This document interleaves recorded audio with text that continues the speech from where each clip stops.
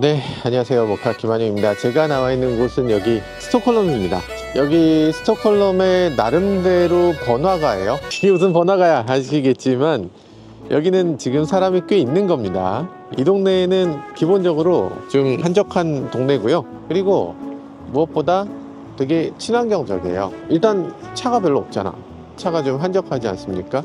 그리고 저기 보면 자전거를 엄청 많이 탑니다. 아마 뭐 공사하시는 분 같은데 자전거에다가 자재를 실어서 나르고 있죠. 저런 자전거가 되게 많아.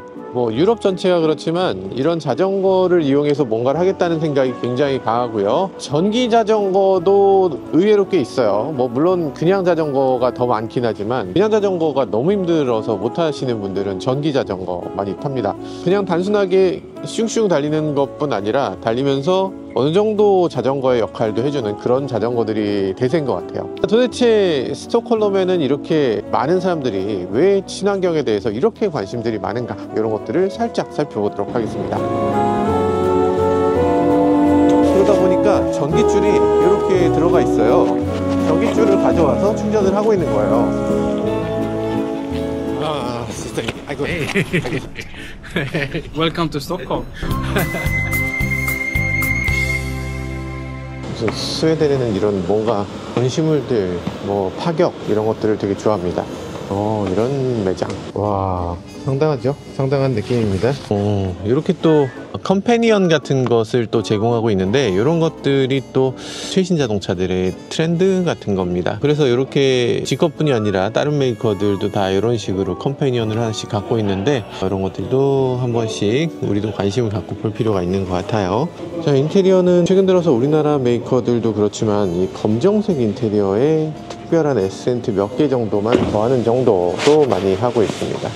그리고 001에다가 이렇게 화물을 좀 더 견인하는 형태, 이런 형태도 많이 사용하고 있고, 스웨덴은 워낙에 자전거도 중요하게 생각하고 여러 가지를 하니까 자전거 같은 거, 그리고 레저 같은 거, 툴레도 사실 아시겠지만 이 툴레가 스웨덴 거예요. 스웨덴에서는 이렇게 툴레를 이용해서 이런 식으로 차에다가 뭘 덧붙이는 것들을 굉장히 적극적으로 합니다. 레저 스포츠도 열심히 하고, 기본적으로 스웨덴은 시간이 나오면 뭔가 숲속으로 들어가서 노는 그런 일들을 많이 하기 때문에 이런 것들 자연스럽게 저런 것들이 만들어진 게 당연하다고 생각할 수 있어요. 자, 그리고 여기 보면 지커 X인데, 지커 X는 이런 식으로 이렇게 생겼습니다. 어우, 깔끔하죠? 그리고 이런 것들 보면 세련됐죠. 이 차값이 저렴한 차인데 지금 이게 어떻게 가능한가 싶을 정도로 신기합니다. 여기 가운데는 살짝 튀어나왔네요. 전기차인데도 불구하고 살짝 튀어나왔습니다. 그리고 여기 수납 공간 간단하게 있고, 버튼 눌러서 쇼핑백 거리 같은 거를 여기 꺼낼 수가 있어요. 별 기능이 아닙니다. 굳이 이런 게 필요한가 싶긴 한데, 어쨌든 쇼핑백 거리를 집어넣을 수 있도록, 아니면 뺄 수 있도록 이렇게 만들어 놓고 있습니다. 여기 조명도 별도로 만들어 놓고 있어서 여기 들어간 물건들이 밤에도 잘 보이도록 하는 그런 역할을 해주고 있고요. 여기 보면 컵홀더가 하나 만들어져 있는데, 컵홀더를 열어서 이런 식으로 컵홀더를 하나 쓰고 여기는 다른 것들을 더 넣을 수 있도록 두 개를 사용할 수 있도록 하는 이런 기구도 굉장히 재밌죠. 작은 차체이기 때문에 이런 식의 아이디어들이 많이 필요한 것 같습니다. 헤드업 디스플레이 굉장히 크죠? 한 뼘을 훨씬 넘어요. 그러니까 헤드업 디스플레이는 이 앞에 비춰주는 크기 못지않게 이 안에 있는 구멍의 크기도 중요할 텐데 한 뼘이 훨씬 넘는 걸 볼 수 있습니다. 이렇게 커야죠. 당연히 커야 되고, 앞쪽을 좀 막아서, 그래서 앞쪽에서 들어오는 빛이 헤드업에 간섭되지 않도록 하는 역할도 해주고 있고요. A필러의 스피커들 이렇게 여기다가 앰비언트를 살짝 집어넣어서, 이 야마하 스피커인데 이게 또 굉장히 고급이다라는 걸 보여주고 있습니다. 여기 이런 식으로 고급의 나 스피커에 굉장히 신경 썼어요 라는 걸 보여주는 그런 모습을 보여주고요. 여기 보면은 요거는 건물의 스카이라인 같은 건데, 스톡홀름의 스카이라인일까요? 아니면 상하이의 스카이라인일까요? 정확하게 모르겠지만 좀 도심적인 그런 느낌을 자아내고 있어요. 도심용 자동차다라는 거겠죠. 그리고 또 이렇게 보면 그런 부분도 이렇게 반짝반짝 예쁘게 만들어 놓은 걸 볼 수 있는데, 여기는 왜 이렇게 돼 있는지 잘 모르겠네요. 무선 충전 패드를 지원을 해주고요. 50W 무선 충전을 지원해주는 무선 충전을 제공해 주네요. 50W까지 충전되는 애플은 없죠 지금. 그러니까 50W 충전이 된다고는 하지만 이건 중국 폰들만 50W 충전이 되는 겁니다. 갤럭시도 안 돼요. 그래서 몇몇 폰들만 되겠지만 다른 폰들도 C2 규격으로 넘어가게 되면서 50W까지 충전되는 모습이 곧 나오게 되겠죠. 아무튼 지금 여기 봤을 때 이렇게 수납 공간 간단하게 있고, 여기 보면 요거 보기 싫어 라고 하면 덮어버리면 됩니다. 이렇게 덮을 수 있는 부분도 제공이 되고요. 그리고 요거 이렇게 해서 젖힐 수도 있습니다. 최근 들어서 보면 팔걸이 아래쪽에 수납 공간이 있습니다 이렇게 홍보하는 자동차들이 꽤 있지만, 팔걸이 아래쪽 수납 공간은 생각보다 접근하기가 쉽지 않습니다. 이 아래로 이렇게 넣어야 되잖아요. 쉽지 않은데 이런 식으로 만들면 쉽게 사용할 수 있을 것 같고 꽤 좋아 보입니다. 그리고 여기 보면 센서 디스플레이는 16:9를 사용하고 있는데, 이거 뭐 바람직해 보이죠. 아마도 많은 사람들이 좋아할 만한 그런 구성이라는 생각이 듭니다. 360도 이런 식으로 보여주는 것도 있고요. 그리고 3D 모드로 해서 이렇게 보여줄 수도 있습니다. 이렇게 돌려서 사용할 수도 있죠. 근데 약간 위에서 내려다보는 면이 좀 아쉽긴 하네요. 조금 더 옆에서 보여줬으면 좋겠는데, 전면, 후면 이런 식으로 보여줄 수 있고요. 도대체 스웨덴 말은 너무 어려워. 지커 애드 해서 지금 AD라는 건 뭡니까? 어드밴스 드라이브라고 할 수도 있겠고, 어시스티드 드라이브라고 할 수도 있을 겁니다. 선을 넘어가면 어떻게 할 거냐, 경고만 할 거냐, 진동도 할 거냐를 보여주는 거고요. 그리고 여기 보면 자동으로 차선을 들어갈 거냐 뭐 이런 것들 보여주고요. 어댑티브 크루즈를 지능적으로 할 거니 이런 것들 보여주는 것 같고요. 그리고 좀 더 빠르게 할 거니 천천히 할 거니 보통으로 할 거니 이런 식으로 여러 가지로 보여주고 있습니다. 타이어마다 온도도 보여주고 이 공기 압도 보여주고, 제가 전혀 모르는 말이지만 이해할 수 있다는 게 되게 좋은 점이지 않습니까? 그러니까 인터페이스가 이렇게 되면 되는 거예요. 이걸 괜히 어렵게 만들 필요가 없죠. 뭐 이렇게 제스처 컨트롤 같은 게 이렇게 된다는 얘기고, 제스처 컨트롤에서 뭔지 모르겠지만 오토로 그냥 바꾸면 될 것 같고, 영상? 영어로라도 바꾸고 싶다. 보통 여기 어디에 언어가 있던데? 잉글리시. 잉글리시 마음이 편하네 그냥. 프리버스, 넥스트, 뭐 페이버릿 이런 것들 된다 이거죠. 시어터 모드라는 게 있었군요. 시어터 모드를 하게 되면 Every day, every night, I've been thinking back on you and I. Every day, every night. 진짜 좋은 오디오입니다. 진짜 좋은 오디오인데 그래도 최고는 아니다. 최고가 한 100점이라고 치면 90점 정도 되는 그런 오디오입니다. 현대차보단 좋다는 뜻이에요. 더 좋았으면 좋겠어요. 자, 그리고 여기서 보면 여러 가지 오디오라든지 이런 것들도 할 수 있고요. 그리고 여기에 라이트쇼 있죠. 라이트쇼 있는데 라이트쇼 해볼까요? 차에서 나가서 보면 더 좋다고.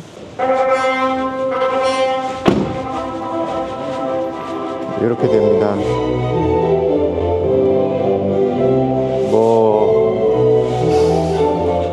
지금 민폐네요.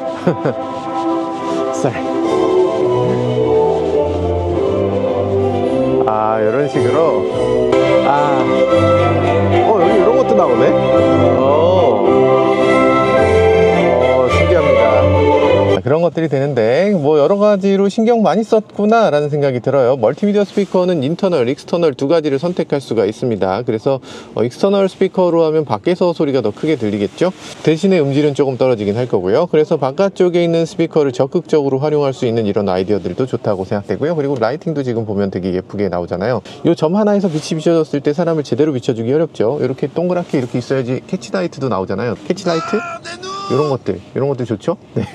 멀티미디어 스피커 같은 것들도 이런 식으로 활용을 하고요. 아마 다른 메이커들도 이제 점점 차 밖에 있는 스피커를 그냥 놔두지 않고 이런 식으로 사용하게 되겠죠. 그리고 또 구글을 지원합니다. 그렇기 때문에 구글 맵에서 이런 것들 여기 스톡홀름 맵으로도 잘 사용할 수 있도록 되어 있어요. 스톡홀름을 보시면 이렇게 수많은 섬들로 이루어진 도시라는 걸 알 수 있습니다. 무슨 도시가 이래? 라고 생각될 수 있는데, 스톡이라는 게 통나무고요. 헐름이라는 게 섬이란 뜻입니다. 그러니까 통나무 섬이라고 불리는 그런 도시예요. 그러다 보니까 워낙에 수많은 섬으로 이루어져 있고 그런 것들이 이 도시의 특징이라고 할 수 있습니다. 이렇게 섬으로 많이 이루어져 있다 보니까 많은 사람들이 생각하는 게 있어요. 섬이 이상하게 줄어드네 라고 생각합니다. 왜 좁아지지? 라고 보니까 지구온난화로 인해서 이 해수면이 올라가면서 이 스톡홀름이 서서히 잠기게 되고 있다는 그런 불안감을 갖고 있습니다. 많은 사람들이 알고 계시겠지만 스톡홀름은 애초에 사람이 사는 곳이 아니었어요. 한 10,000년 전쯤에 이 스톡홀름이라는 지형이 이 위에 있던 빙하가 밀려 내려오면서 이 멘틀이 이 땅을 밀어 올리면서, 이 가벼워졌으니까 밀어 올릴 거잖아요. 그래서 밀어 올리면서 융기를 통해서 만들어진 지역인데, 그러다 보니까 땅이 지금도 계속 올라오고 있습니다. 연간 3mm 정도 올라온다고 해요. 그래서 조금씩 올라오고 있는데, 근데 해수면이 올라오는 속도는 그거보다 더 빠르다. 그래서 서서히 이 스톡홀름이 잠기고 있다라는 그 불안감을 이 사람들은 갖고 있습니다. 우리나라는 사실 단군 할아버지에 대해서 얘기하면서 단군 할아버지가 지나치게 뭐 기획부동산에 당한 거 아니냐, 단군 할아버지가 땅을 초기에 선점을 잘못한 거 아니냐, 뭐 이런 얘기들을 많이 하는데, 사실은 우리나라는 기후변화의 영향을 좀 적게 받죠. 근데 이 나라 스톡홀름 같은 경우는 기후변화에 따라서 땅의 면적이라든지 이 쇠수면이라든지 이런 것들이 계속 바뀌기 때문에 이런 것들에 대해서 우리보다는 훨씬 더 민감하다는 걸 알 수가 있습니다. 환경 변화에 대해서 우리 일이 아니라고 생각하기 쉬운데 사실 환경 변화는 누구만의 문제가 아니죠. 스톡홀름만의 문제가 아닐 겁니다. 스톡홀름은 지금 2년 전에 2022년에 홍수로 여기 아주 난리가 난 적이 있었죠. 홍수로 정말 스톡홀름이 그냥 잠기는 거 아니냐는 걱정도 많이 했었는데 그 정도로 사람들에게 한 번씩 얼럿 콜 같은 걸 한 번씩 해줍니다. 이 자연이 한 번씩 한 방씩 딱 뒤통수를 때려줘요. 그래서 정말 야 이대로 가면 큰일 나겠구나라는 생각을 하게 하는데 스톡홀름도 그렇고 네덜란드도 그렇고 뭐 당연히 뭐 물의 도시 뭐 피렌체라든지 뭐 아니면 뭐 이탈리아라든지 이런 데는 물에 잠기는 것을 직접 눈으로 목격하기 때문에 우리하고는 비교가 안 되는 공포감을 갖고 있습니다. 물론 미국도 최근 들어서 LA 화재라든지 뭐 이런 것들이 결국에는 지구의 기상 이변이 굉장히 큰 역할을 하기 때문에 그런 것들을 정말 돈 룩업하고 보지마 저거 아무것도 아니야 이렇게 하는 그런 사람들이 일부 물론 있지만 그럼에도 불구하고 많은 사람들은 저기 분명히 저기 떨어지고 있는데 저기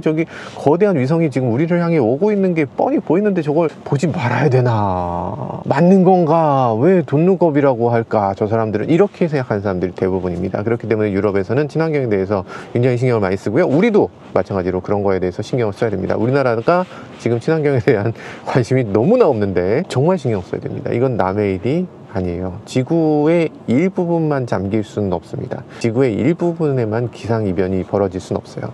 우리도 당면한 과제다. 조만간 우리도 영향을 받게 될 겁니다.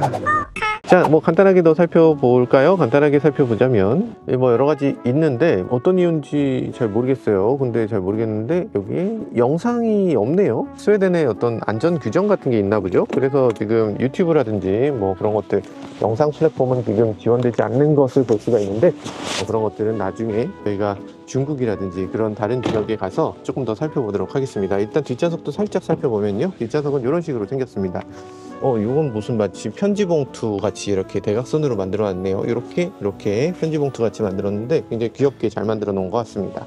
보면 생각보다 굉장히 높네요. 이렇게 높을 거라고 생각 못 했는데 작은 소형차잖아요. 근데 소형차의 느낌이 일단 없습니다. 굉장히 높아요. 거듭 말씀드리지만 굉장히 높습니다.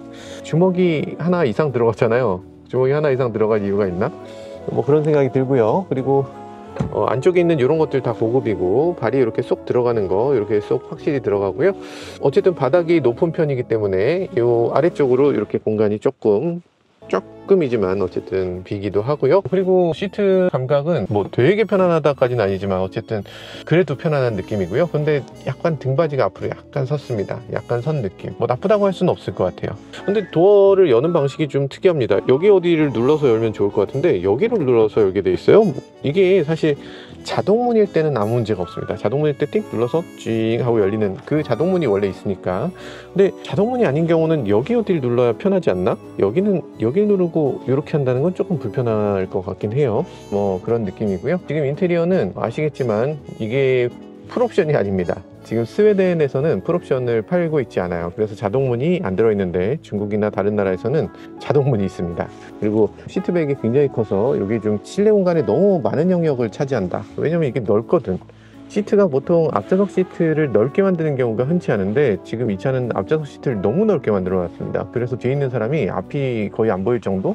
이렇게 좁게 느껴져요. 많이 좁다. 많이 좁고 그리고 헤드레스트도 지금 헤드레스트가 조절식 헤드레스트가 아니고 이렇게 일체형 헤드레스트이기 때문에 이게 또 좁게 느껴진다 라고 생각됩니다. 물론 이게 앞좌석 시트가 넓으면 좀 앉았을 때 앞좌석에 앉은 사람이 시트 진짜 편하네 라고 분명히 느낄 텐데 뒷좌석에 앉은 사람은 답답하네 라고 느끼게 될 것 같아요. 아무튼 이 차는 적어도 뒷좌석용 자동차는 아니다. 앉을 수는 있지만 좁진 않지만 그래도 뒷좌석을 위해서는 진짜 어린이만 타야 되는 뒷좌석이라는 생각이 드네요. 이런 데도 이렇게 마감을 해놓는구나. 이런 것도 재밌다. 꼼꼼하네요. 네, 이렇게 지커라는 브랜드를 간단히 살펴봤습니다. 사실 뭐 이 브랜드가 좋은가? 는 잘 모르겠어요. 아직 제가 지커를 몰아본 건 딱 한 번이고 그나마도 서킷이었습니다. 그렇기 때문에 이 지커라는 브랜드가 정말 좋은 건지 아니면 뭐 형편없는 건지는 모르겠는데 좀 더 지켜봐야 될 것 같습니다. 자, 여기 스톡홀름은 사람들이 이렇게 이 라임이라든지 이런 킥보드를 많이 탑니다. 우리나라에서는 사실 킥보드 타면은 좀 젊은이들이 좀 불법적으로 타는 느낌이잖아요. 근데 지금 여기 스톡홀름은 이런 식으로 일반인들이 점잖은 사람들이 특히 이렇게 킥보드를 열심히 타는데, 공유 킥보드를 열심히 타는데 이게 친환경적으로도 의미가 있습니다. 여기서 저렇게 타니까 되게 있어 보이네. 무슨 광고 같아. 사람들이 다 늘씬늘씬하고. 이게 뭐야, 왜 이렇게 빨리 바뀌어? 스톡홀름 엄청 빨리 바뀌죠. 그리고 엄청 무단횡단합니다. 스톡홀름이나 유럽에서는 무단횡단에 대한 죄책감이 아예 없죠. 무단횡단은 나쁜 거다라는 생각도 전혀 안 해요. 그래서 무단횡단도 많이 하고요. 그냥 자연스러운 일로 되어 있습니다. 지금까지 여기 스톡홀름에서 간단하게 지커 살펴봤습니다. 근데 지커를 우리가 실제로 몰아볼 기회가 너무 없었어요. 그러니까 중국 차를 어떻게 몰아봐. 중국에도 면허증이 별도로 필요하기도 하고, 그래서 시승도 못 해봤는데 나중에 기회가 되면 저희가 중국에 가서 면허증도 따서 그래서 한번 시승도 해보도록 하겠습니다. 지금 스톡홀름에서는 거리에 보면 중국차들의 숫자가 상당히 많아지긴 합니다. 그게 뭐 중국차가 정말 좋다는 뜻은 절대 아니에요. 중국차가 좋다 나쁘다를 떠나서 일단 전기차가 좋다, 전기차가 꼭 필요하다라고 다들 공감하고 있습니다. 그러니까 아마도 이건 우리의 미래가 될 겁니다. 전기차로 넘어갈 수밖에 없어. 전기차잖아요?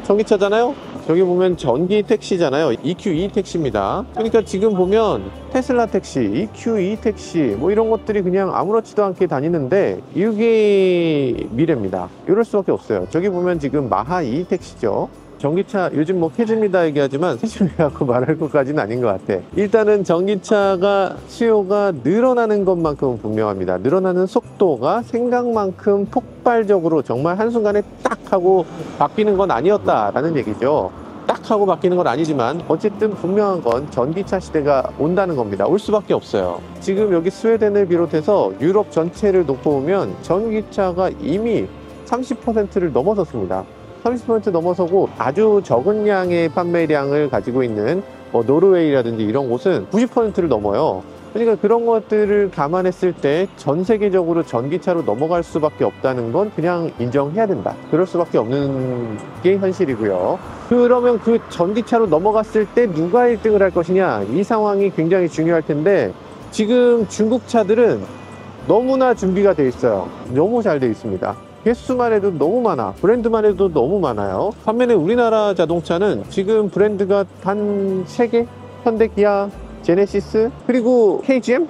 우리나라가 정말로 이 전기차로 전환되는 시점, 이거 제대로 준비 못하면 우리나라 자동차 업계는 어떤 세상을 맞게 될 것인가, 이런 우려를 하지 않을 수 없는 것이죠. 이 사안을 볼 때 우리나라 안에서만 보면 너무나 생각이 편협해질 수 있습니다. 전 세계적으로 바라보고 세계의 흐름은 어떻게 되는지 우리 스스로가 조금 더 깊이 있게 생각해 볼 필요가 있겠다는 생각도 해보게 됩니다. 지금까지 저는 모카 김한용이었습니다. 감사합니다. 차의 이야기, 세상은 넓어 차들은 달려가지, 하나 둘씩 펼쳐지는 차의 모험, 바퀴 아래 세상은 무궁무진해.